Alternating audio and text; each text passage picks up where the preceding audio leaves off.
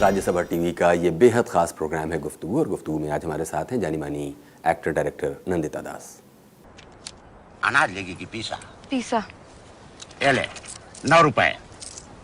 9 रुपये कई हिसाब से? सरकारी हिसाब से 3 गज भरायरा कितना होवे? 11 रुपए या 3 किलो अनाज। अरे कहीं कर रही है? पूरी 3 गजरी है।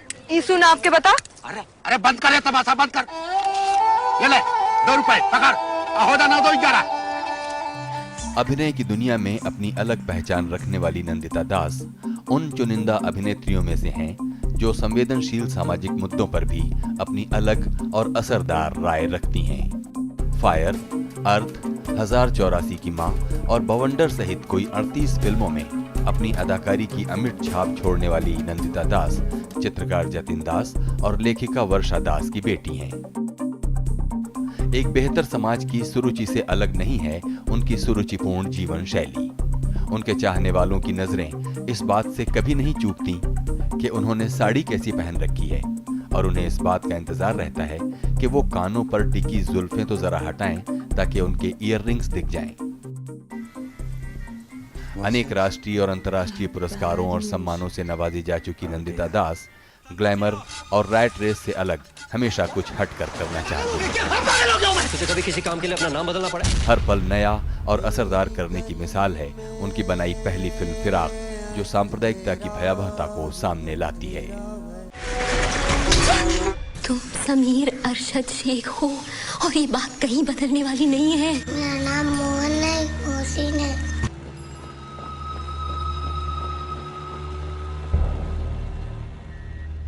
नंदिता जी, बहुत बहुत स्वागत है प्रोग्राम में।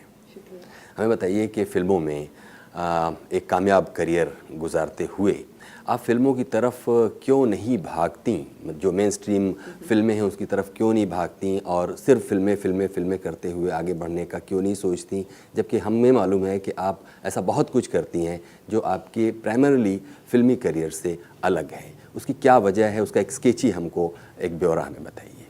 देखिए, पहली बात तो आपके सवाल में जो वर्ड कामयाब था वो एक सब्जेक्टिव चीज़ है। कई लोग सोचते हैं कि अरे ये तो बहुत कुछ कर पाती अगर फिल्म में कॉन्सेंट्रेट करती, या बॉम्बे अगर आ जाती, तो वो समझते हैं कि मैं बिल्कुल ही नाकामयाब रही हूँ। कुछ लोग समझते हैं कामयाब है। तो ये मैंने कभी फिल्म को एक करियर के हिसाब से देखा नहीं है, इसीलिए कोई सक्सेसफुल होने की कभी उस तरह की एम्बिशन नहीं रही है। फिल्म को हमेशा एक ज़रिया ज़्यादा समझा है, एक इंटरेस्ट समझा है कि हाँ, एक इंटरेस्टिंग एस्पेक्ट है काम करने का कि आप अलग अलग लोगों से मिलते हैं, अलग अलग कहानियों का हिस्सा बन पाते हैं, उसके ज़रिए कई चीज़ें कह पाते हैं जो आपको भी तकलीफ़ देती हैं। तो मेरा क्योंकि बैकग्राउंड एक्चुअली सोशल वर्क का था और उसमें मैं ज़्यादा इन्वॉल्व थी, वुमेन इश्यूज़ पे, बच्चों के इश्यूज़ पे, इश्यूज़ ऑफ वायलेंस, पीस, जो चीज़ें हमें ज़्यादा इम्पैक्ट करती हैं, इफ़ेक्ट करती हैं। तो उसके बाद जब मैं फिल्म में आई, जायज़ है कि वो चीज़ें जो मेरा बैकग्राउंड था या जो एक्सपीरियंसेस थे उसका इम्पैक्ट इन चॉइसेस पे भी पड़ा। तो जब मैंने फिल्में शुरू भी की, फायर मेरी पहली फिल्म थी, तब तो पता भी नहीं था कि कोई सेकंड फिल्म भी होगी। उसके बाद 1947 अर्थ, और फिर मैं रीजनल सिनेमा भी करने लगी क्योंकि वहाँ देखा ज़्यादा इंटरेस्टिंग स्टोरीज़ हैं, लोग कम कॉम्प्रोमाइज़ करते हैं। तो अब मैंने करीब 30-35 फिल्में की हैं और उसमें कभी भी मुझे उस तरह से नहीं लगा कि मैं अगर यही करूं तो मैं ज़्यादा खुश रहूं, क्योंकि एक्टिंग मेरी ज़िंदगी का एक्चुअली बहुत छोटा हिस्सा है। और जैसे आपने इंट्रोड्यूस किया एक्टर डायरेक्टर, मैं हमेशा हिचकिचाती हूँ जब ऑक्यूपेशन में कुछ लिखना होता है, क्योंकि सभी चीज़ें एक तरह से मेरे लिए इंटरेस्ट हैं, सभी चीज़ें अलग अलग स्ट्रीम्स लगती हैं लेकिन उसी मकसद पे पहुंचती हैं, और वो मकसद यही है कि कुछ मीनिंगफुल करने की कोशिश है। जो चीज़ें हमें तकलीफ़ देती हैं उनको किस तरह से हम जाहिर कर सकें, किस तरह से उनको और लोगों तक पहुंचा सकें, तो उसी तरह से एक्टिंग उनमें से एक हिस्सा है। तो कभी मैंने सोचा ही नहीं कि इसी एक चीज़ को आगे बढ़ाया जाए। तो आई थिंक मन का कर पाना अपने आप में सबसे बड़ी फ्रीडम है। यही पर ये जानना दिलचस्प है कि वो क्या वजह है कि आप कामयाबी को दूसरी तरह से देखती हैं, तकलीफ़ें कहीं कुछ और मौजूद हैं, उनकी तरफ भी आपका ध्यान जाता है, और आप सिर्फ फ़िल्मों के लिए ही नहीं करना चाहती बल्कि फ़िल्मों को करते हुए उसे एक ज़रिया बनाकर कुछ और करना चाहती हैं। तो ये जो 2-3 कीवर्ड्स हैं, अगर देखें, कुछ और करना चाहती हैं, कहीं कोई बेचैनी है, कहीं कोई सोशल इश्यूज़ हैं, ये सारी चीज़ें, इनके बीज कहाँ हैं? वो कैसे नंदिता दास वैसी बन गई कि मुंबई में या रीजनल सिनेमा में या यहाँ तक कि विदेश तक अपनी फिल्में और एक शोहरत पाने के बाद भी कोई एक चीज़ है जो उन्हें रेस्टलेस रखती है, तो उसके बीज कहाँ हैं? उसके बीज शायद बचपन में ही हैं, जिस तरह की परवरिश हुई। And I feel very fortunate कि दोनों मेरे माँ बाप, मेरे फादर आर्टिस्ट हैं, मदर राइटर हैं, लेकिन उसके बावजूद उन्होंने ऐसी कई चीज़ें की हैं जो जनरली इस दुनिया को बेहतर बनाने की एक छोटी सी कोशिश है। तो हमेशा उनको एंगेज देखा, एक सोशल कॉन्शियसनेस के साथ काम करते देखा। कभी पैसे के लिए काम करना, दोनों में वो चीज़ कभी नहीं पाई। बल्कि हम जब छोटे थे तो ये जो हमारी वोकेबुलरी का हिस्सा ही नहीं था, चाहे मनी की बात हो, चाहे सक्सेस जैसा वर्ड हो, इस तरह के शब्द हमारे नॉर्मल आम जिंदगी में कभी बोले ही नहीं जाते थे। तो मेरे ख्याल से उस तरह की परवरिश पहला बीज था। दूसरा था कॉलेज में जैसे ही मैं आई, फर्स्ट ईयर मैंने ज्योग्राफी ऑनर्स किया था दिल्ली यूनिवर्सिटी में, तभी सफदर हाशमी के साथ एक ग्रुप था जननाट्य मंच, जो अभी भी करते हैं वो लोग, नुक्कड़ नाटक। उनके साथ जब मैं जुड़ गई तो एक तरह से मेरी सोशियो पॉलिटिकल ट्रेनिंग समझिए, क्योंकि ये नाटक हम बस्तियों में ले जाते थे, हम वर्कर्स राइट्स पे करते थे, तो फैक्ट्रीज़ में ले जाते थे, स्लम्स में ले जाते थे। तो इस तरह के जो एक्सपोजर्स हुए कि अच्छा अलग दूसरी भी असलियतें हैं, दूसरी भी रियलिटीज़ हैं, सिर्फ मेरी जो एक सेफ ज़िंदगी है या हम जितने प्रिविलेज्ड हैं यही एक दुनिया नहीं है। क्योंकि एक ही भारत में, एक ही शहर में कई और छोटे छोटे उसी मतलब कई दिल्लियाँ इस दिल्ली में हैं या कई भारत इस देश में है। तो वो जब देखने का एक मौका मिला तो लगा कि हमारे कई ऐसी चीज़ें हैं जो इंसान को तकलीफ़ देती हैं, जो एक गैप हम देखते हैं हमारी ज़िंदगी और कई ज़िंदगियों में। उसके बाद जब मैंने अपना MA इन सोशल वर्क किया, मुझे नहीं लगता कोई डिग्री आपको बेटर या वर्स सोशल वर्कर बनाती है, लेकिन वो अगेन वो एक 2 साल का जो कोर्स था उसमें फील्ड वर्क बहुत था। तो डायरेक्टली बस्तियों में जाके काम करना, लोगों के साथ काम करना और इन इश्यूज़ पे काम करना, वो सब धीरे धीरे उस बीज में थोड़ा सा पानी डलता है, थोड़ी सी धूप मिलती है, थोड़ा सा खाद डलता है और इसी तरह से आई थिंक एक सोच अपने आप बनने लगती है। तो अगर ये प्लेटफॉर्म मुझे मिला है, मैं हमेशा सोचती रहती हूँ इसको कैसे ऑप्टिमाइज़ किया जाए, ज़्यादा से ज़्यादा इस तरह का काम कैसे किया जाए। नंदिता जी, आपने कहा कि जो आपका सोशल वर्क वाला चूँकि सब्जेक्ट आपका वो था और जिसमें फील्ड वर्क वगैरह में करते हुए ऐसा भी तो हो सकता था कि आप उसे सिर्फ पढ़ाई की तरह करती और वो चीज़ें आपकी ज़िंदगी को ना छूती। ऐसा बहुत सारे लोग करते हैं कि पढ़ाई अपनी जगह पर होती है और ज़िंदगी ख़त्म किया, हाँ, और वो जो तकलीफ़ें या जो एक ही दिल्ली के अंदर कई दिल्लियाँ मौजूद हैं उनकी तरफ आप मुँह फेर कर भी गुजर सकते हैं। नंदिता दास ऐसा क्यों नहीं कर पाती, मैं इस बात को समझना चाहता हूँ। एक बात तो आपने कही कि आपके पिता एक संवेदनशील चित्रकार हैं, आपकी माँ एक लेखिका हैं, लेकिन इससे भी शायद नहीं हो जाता। ऐसे अनेक चित्रकारों और लेखक पेरेंट्स के बच्चे मुँह फेर लेते हैं। नहीं, मेरा मानना है कोई एक चीज़ नहीं होती।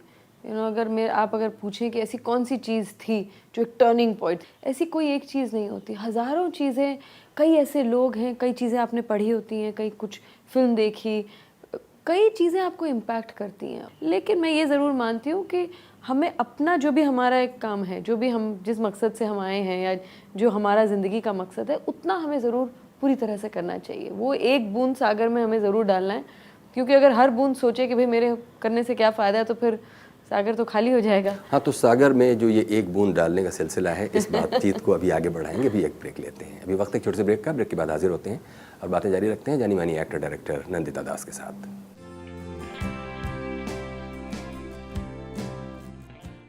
स्वागत है एक बार फिर से प्रोग्राम गुफ्तगू में। आप हैं आज नंदिता दास के साथ। नंदिता जी, आपने कहा कि जननाट्य मंच के साथ नुक्कड़ नाटक वगैरह करते हुए एक वो शुरुआती दिन थे और धीरे धीरे किन हालात में आप मुंबई पहुंची, उसका एक स्केची ब्यौरा दीजिए और हमें ये बताइए कि मुंबई पहुंचकर आपने अपने ही पेशे से जुड़ी हुई औरतों को जब काम करते हुए देखा और उनके मानसिक स्तर को देखा, तब आपकी क्या प्रतिक्रिया हुई? मैंने दिल के रीजंस की वजह से, मतलब आप समझ लीजिए, बॉम्बे में गई। मैं सुबोध से मिली और सुबोध बॉम्बे में रहते हैं, तो इस वजह से मैंने शिफ्ट किया। और जबकि मैं 15 साल तक कहती थी मैं कभी बॉम्बे नहीं जाऊंगी, पर अंग्रेज़ी में जैसे कहते हैं नेवर से नेवर, तो उस तरह की सारी चीज़ें की। जबकि बॉम्बे में आप पैदा हुई?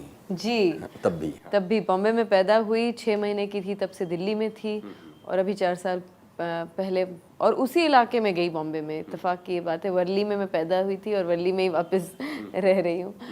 तो हाँ, ज़िंदगी के अपने अपने प्लान्स होते हैं। जब मैं औरतों को वहाँ देखती हूँ, अब तो खैर कई ज़्यादा औरतें आ गई हैं इंडस्ट्री में, अलग अलग काम कर रही हैं। इनफैक्ट जो मेरी नेक्स्ट फिल्म जो मैं करने जा रही हूँ, एक स्पेनिश फिल्म है और उसमें ऑल विमेन क्रू है। तो दुनिया में, देश में बदलाव ज़रूर आ रहा है, लेकिन लार्जली ये एक पेट्रियार्कल समाज है, पुरुष प्रधान समाज है, और ये इंडस्ट्री तो बिल्कुल ही मेल डोमिनेटेड है। ऐसे काम भी जो ज़्यादातर औरतें आराम से कर सकती हैं, चाहे वो एडिटिंग का हो, म्यूज़िक कंपोजिंग का हो, एक्टिंग के अलावा और हज़ार काम होते हैं, डायरेक्शन का हो, वो स्टोरीज़ कम आती हैं क्योंकि कम औरतें हैं इस फील्ड में। तो खैर वो चीज़ बदल रही है, लेकिन कुछ ज़्यादा ही हौले हौले। नहीं, लेकिन मेरा सवाल वो अभी मौजूद है जहां हम ये जानना चाहते हैं कि ग्लिटर ग्लैमर की दुनिया में औरतें, ख़ास तौर पर ऑन स्क्रीन औरतें, जो एक्ट्रेसेस जो हैं, जिस पेशे में आप भी हैं, बेशक उस दौड़ में नहीं शामिल हैं, लेकिन वो आपकी साथ की औरतें हैं। जब उनको आपने पास से देखा तो उनसे आपको कोई शिकायत जो है वो हमें बताइए।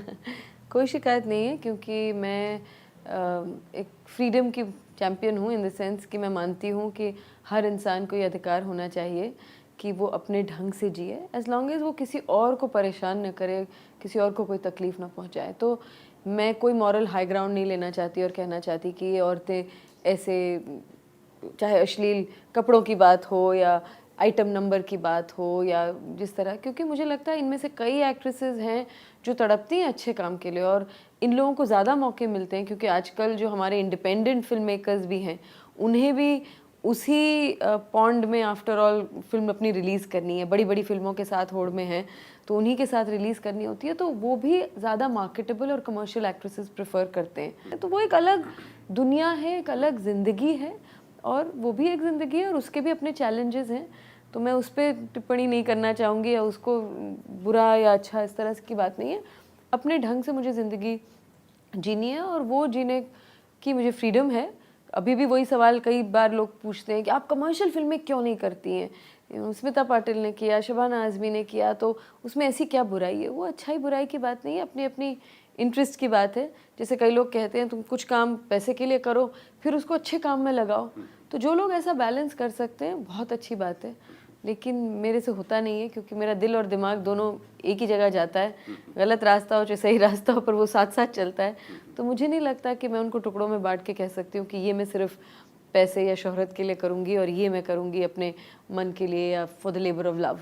नंदिता जी, हम आपसे ये ज़रूर जानना चाहेंगे बातचीत के इस अगले हिस्से में कि ये सब कुछ करते हुए एक तो होता है कि आपने ऐसी एक तबीयत ही बना ली कि कुछ समय आप काम करेंगी, कुछ समय आप इन इश्यूज़ पर बात करेंगी, और ये भी एक तरह का एंटरप्राइज जैसा बनकर रह जाता है। तो क्या ये आपके लिए भी एंटरप्राइज बन गया है? इस पर भी बात करेंगे। अभी एक ब्रेक लेंगे। अभी वक्त है छोटे से ब्रेक का। ब्रेक के बाद हाजिर होते हैं, बातें जारी रखते हैं नंदिता दास के साथ।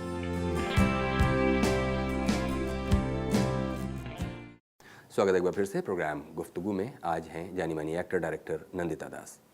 नंदिता जी, हमें बताइए कि जब आप जैसे MSW का जो आपका दौर है, उस वक्त जब आप समाज को और उसमें मौजूद पेचीदगियों को देख रही होती हैं, तब आपका एक तरह का बिल्कुल ताज़ा और फ्रेश एक रिएक्शन होता है। फिर धीरे धीरे धीरे धीरे एक तरह की कंडीशनिंग आपकी होती जाती है और विरोध ही आपका बाज़ार भी बनता जाता है। मतलब ये बात थोड़ी सी तीखी लग सकती है, लेकिन कई बार विरोध का भी एक बाज़ार है जिसको वो औरतें जो एक ख़ास तरह के वर्ग से आती हैं, अब वो उसका ताप नहीं महसूस करती, बल्कि अब उसे एक कारोबार की तरह करती हैं। आपका क्या अनुभव है? देखिए, मैं ब्रॉडली कहूँ तो ऑप्टिमिस्टिक हूँ, यानी आशावादी हूँ, सिनिकल नहीं हूँ। हर चीज़ में कुछ, जैसे डॉक्टर्स का प्रोफेशन, अभी भी हम सोचते हैं भाई डॉक्टर्स तो चाहिए हमें इस समाज में, हम लोग बीमार पड़ते हैं, अच्छे डॉक्टर्स हों तो कितना अच्छा हो। उसमें कुछ डॉक्टर्स हैं जो इसको इतना बस बिल्कुल एक बिज़नेस की तरह करते हैं, बहुत गलत काम भी करते हैं, और कई डॉक्टर्स हैं तो बहुत अच्छा काम करते हैं, लोगों की जानें बचाते हैं। तो इसी तरह से हर प्रोफेशन में आपको दो तरह के लोग ज़रूर मिलेंगे।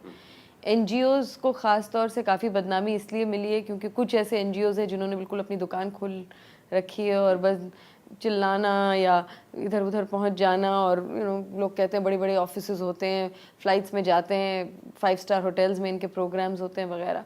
उस तरह के भी कुछ NGOs हैं, पर ऐसे भी कई संस्थाएं हैं और कई लोग हैं, जैसे मैंने पहले भी कहा था, जो चुपचाप बिना किसी मीडिया अटेंशन या किसी के भी अटेंशन और अवार्ड्स और इस सब तामझाम के बिना भी चुपचाप अपना बहुत अच्छा काम कर रहे हैं और लोगों की ज़िंदगियों को बहुत डीपली इम्पैक्ट कर रहे हैं। तो ऐसी कई औरतें हैं, कई ऐसे लोग हैं जो बहुत अच्छा काम कर रहे हैं, और इसीलिए बहुत ज़रूरी है कि एज ए सिविल सोसाइटी हम सिनिकल ना हो, उनके साथ अपना भी जोश डालें।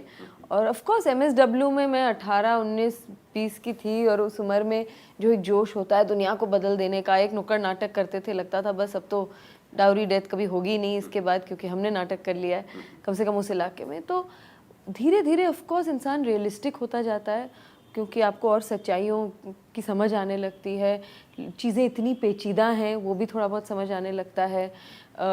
पॉलिटिक्स और मीडिया हाउसेस और सबके जो नेक्सस वगैरह हैं, मतलब जो सारी कॉम्प्लिकेशंस हैं वो सब भी समझ आने लगती है। और ये जो समझ आने लगती है, अब मैं यहाँ पर पूछूंगा, एक आदमी हो सकता है कि इन सब चीज़ों को समझते हुए अपने ही इन एफर्ट्स की फ्यूटिलिटी को सेंस करते हुए उससे बाहर चला जाए, और दूसरा आदमी उसी के साथ तालमेल बिठाकर उसके लाभ अपने लिए अर्जित करने लगे। ये दोनों ही आपके सामने चॉइसेस होते हैं। एक तीसरा चॉइस भी है। हाँ, क्या है? कि आप समझते हैं कि हाँ, फ्यूटिलिटी तो मैं नहीं कहूँगी, पर ये इतना छोटा बूंद है, करने का क्या फ़ायदा। और ऐसा नहीं कि मैं कभी नहीं उठती सुबह और ऐसा ख्याल नहीं आता है, कभी कभी पेसिमिस्टिक ख्याल आता है। और ख़ास तौर से अगर आप टीवी देख रहे हो या अखबार पढ़ रहे हो, क्योंकि इतनी सारी बुरी खबरें होती हैं और इतने ज़्यादा बड़े बड़े प्रॉब्लम्स होते हैं कि लगता है कि मैं जाके 700 लड़कियों के साथ एक कॉलेज में जाके अगर बात कर भी लूँगी तो क्या फ़र्क पड़ने वाला है।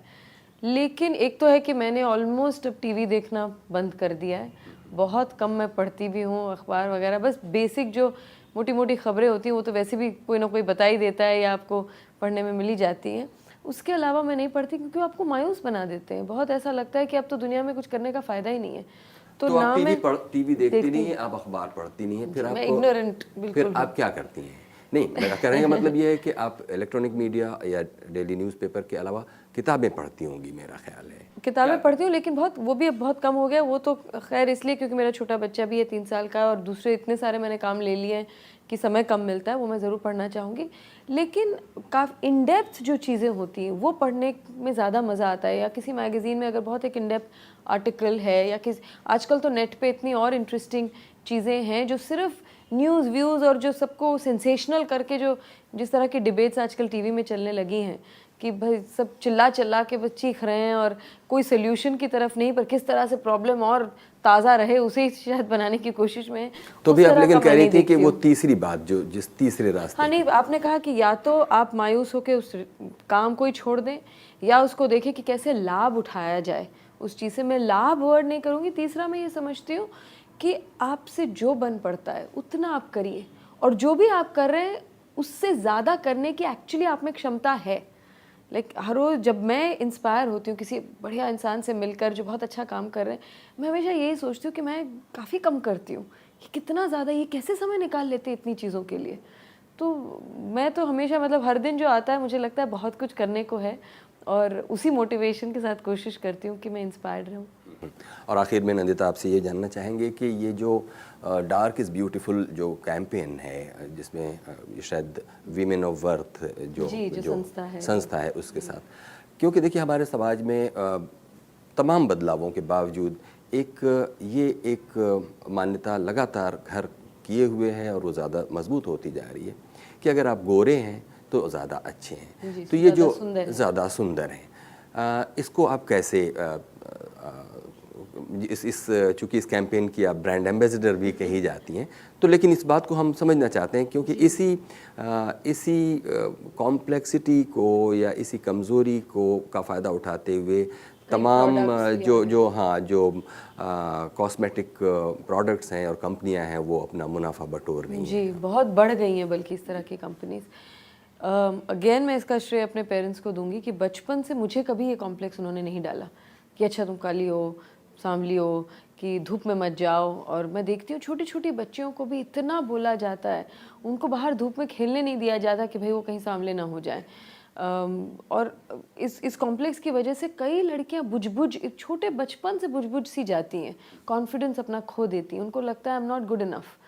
तो पर ऑफ कोर्स बड़े होते हुए मैं हज़ार लोगों से मैंने भी सुना, कभी कोई अंकल, कई बार परिवार में ही लोग होते थे, फिर फिल्मों में आने के बाद कि अच्छा तुम अगर एक स्लम ड्वेलर का या गांव की औरत का रोल करिए तब तो ठीक है, पर अगर आप कोई अर्बन अपर मिडिल क्लास कोई एडुकेटेड लड़की का अगर आप रोल कर रहे हैं तो डायरेक्टर या मेकअप मैन या कोई ना कोई आके बोलता था मुझे मालूम है आपको मेकअप ज़्यादा लगाना अच्छा नहीं लगता, लेकिन थोड़ा सा क्या आप स्किन को लाइटन कर सकती है क्योंकि ये एक पढ़े लिखे का रोल है। मैंने कहा अच्छा सारे पढ़े लिखे मतलब गोरे हैं, तो आप इस स्टीरियोटाइप को मतलब और वो करना चाहते हैं तो आपने तो गलत कास्टिंग की, फिर आपको किसी गोरी एक्ट्रेस को लेना चाहिए था। मुझे कोई प्रॉब्लम नहीं है, लेकिन मैं तो नहीं लगाऊंगी उस तरह का वाइट मेकअप। तो बाय डिफ़ॉल्ट ये एक इश्यू मेरी ज़िंदगी में हमेशा था। जब मैं कभी कॉलेजेस में भी जाती थी, किसी और इश्यू पे भी बात करती थी, तो कोई ना कोई लड़की ज़रूर अपना हाथ खड़ा करके बोलती थी, मैम आप में इतना कॉन्फिडेंस कैसे है डिस्पाइट यू बीइंग डार्क, मतलब आप सांवले होने के बावजूद आप इतनी कॉन्फिडेंट कैसे हैं। तो मुझे लगता था कि ये कहीं एक बहुत डीप एक धक्का पहुंचाती है, ये एक छोटी सी चीज़ जिसको हम खुलेआम इतनी बात नहीं करते। तो जब विमेन ऑफ वर्थ के लोगों ने मुझे कांटेक्ट किया तो मुझे बहुत खुशी हुई, मैंने कहा मैं बिल्कुल सपोर्ट करूँगी। पर मैं तो कई चीज़ों को ऐसे सपोर्ट करती हूँ, और मैं क्योंकि सोशल मीडिया में नहीं हूँ, ये फेसबुक ट्विटर वगैरह की दुनिया से थोड़ी दूर हूँ, मुझे पता भी नहीं था कि ये कितना ज़्यादा फैल गया था। और इसमें कई लोगों ने कई ईमेल्स मेरे पास आने लगे यंग लड़कियों के अपनी कहानियाँ बताते हुए, कई लड़कियाँ जो सुसाइड कमिट करना चाहती थी क्योंकि वो अपने माँ बाप को खुश नहीं रख पा रही हैं, क्योंकि वो गोरा नहीं हो पा रही हैं, इसके बावजूद कि वो कई प्रोडक्ट्स लगा रही हैं। तो इस सब से लगा कि ये एक ऐसी चीज़ है कि इट्स हाई टाइम कि हम इस पे बात करें, इसको बिल्कुल साफ़ सुथरी तरीके से पब्लिक डोमेन में लाएं और इस पे खुली तौर पे चर्चा करें, क्योंकि हर प्रोडक्ट आपको कह रहा है कि अगर आप गोरे नहीं हैं तो आप सक्सेसफुल नहीं हैं, आप खूबसूरत नहीं हैं, आपको अच्छा पति नहीं मिलेगा, आपको अच्छा लवर नहीं मिलेगा, आपको नौकरी नहीं मिलेगी, आप बिल्कुल बेकार हैं, आपके जीने का कोई फ़ायदा नहीं है। और ऐसे देश में जहाँ 90% लोग सांवले हैं, काले हैं, जो भी उनका रंग है, उनको इस तरह से कम दिखाना या उनको छोटा महसूस फील कराना, ये मेरे ख्याल से तो बहुत बुरी चीज़ है। लेकिन अगेन हम कोई नहीं होते एड वालों को या इन एक्टर्स को जो इनको एंडोर्स करते हैं कि भाई आप ऐसा मत करिए, ये उनका कॉन्शियंस है।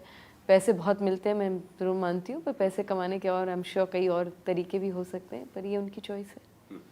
वैसे आपको क्या लगता है, एक तो ये हुआ कि प्रिडोमिनेटली आपका एक कॉलोनियल एक पास्ट की वजह से आपका एक माइंड सेट है, इसके अलावा और क्या आपको मैनिफेस्टेशंस इसके दिखाई देते हैं? कॉलोनियल है, लेकिन उससे भी पहले अगर आप स्क्रिप्चर्स वगैरह में पढ़ें, गोरे का कहीं ना कहीं एक महत्व दिया गया है। ये जाति के साथ भी हो सकता है, जो लोग ख़ास तौर से बाहर धूप में काम करते हैं और वो लोग ज़्यादातर निम्न जाति के लोग होते हैं या उन्हें माना जाता है, तो ये जातिवाद जो हमारे समाज में एक तरह का स्ट्रक्चर है, हो सकता है उसकी वजह से भी हो। कई लोग कहते हैं आर्यंस जो आए थे वो एक वाइट रेस से आए थे और वो ज़्यादातर अपर कास्ट के लोग हो गए थे, तो इसके कई रीजंस हैं। लेकिन हम हिस्ट्री को कितना कुरेदेंगे, कितना पीछे जाएंगे इस चीज़ को जस्टिफाई करने के लिए। आज हम 21st सेंचुरी में हैं, हमें इतना सारा एक्सपोजर है, औरतें चांद पे जा रही हैं, उसके अलावा दुनिया भर के काम कर रही हैं, और फिर भी उन्हें वही एक थोपना या उन पे वो ज़बरदस्ती ऑलमोस्ट करना और इस तरह की एक सोच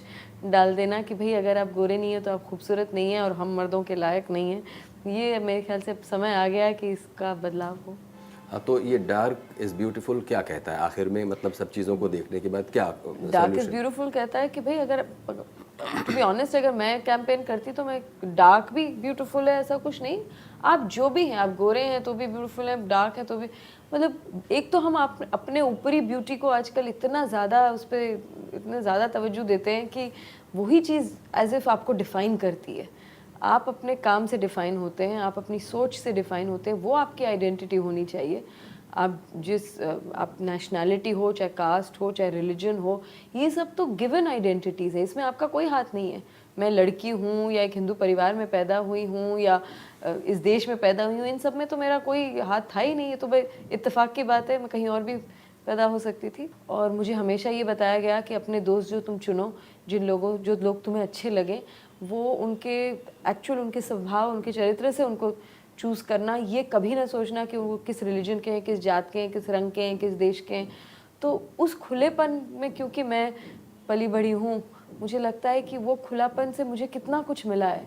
और जब मैं वो खुलापन कम होते देखती हूँ अपने ही देश में, जिस देश में इतनी सारी डाइवर्सिटी को हम हमेशा कहते हैं कि हमारी यूनिटी इन डाइवर्सिटी हमारी सबसे बड़ी स्ट्रेंथ है, उसी स्ट्रेंथ को जब खोते हुए देखते हैं तो बहुत तकलीफ होती है।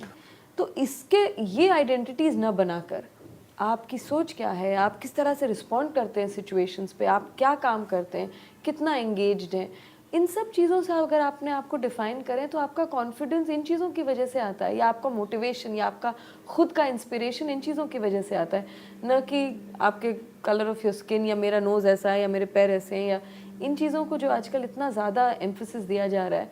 मेरे ख्याल से ये, क्योंकि सब लोग ऐसे नहीं हैं, सब लोग उस तरह की खूबसूरती, उस एक जो डब्बा बना दिया गया है ब्यूटी का, एक स्टैंडर्डाइज्ड रूल बना दिया है, उस तरह के नहीं है। तो क्या उन सबको अपने आप को तोड़ मरोड़ के वैसा बना देना चाहिए, या each person can feel that they are beautiful in the way they are.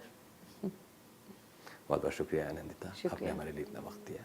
ये थी जानी मानी एक्टर डायरेक्टर नंदिता दास। कुछ कहना चाहते हैं प्रोग्राम के बारे में तो हमें लिखिए feedback.rstv@gmail.com पर।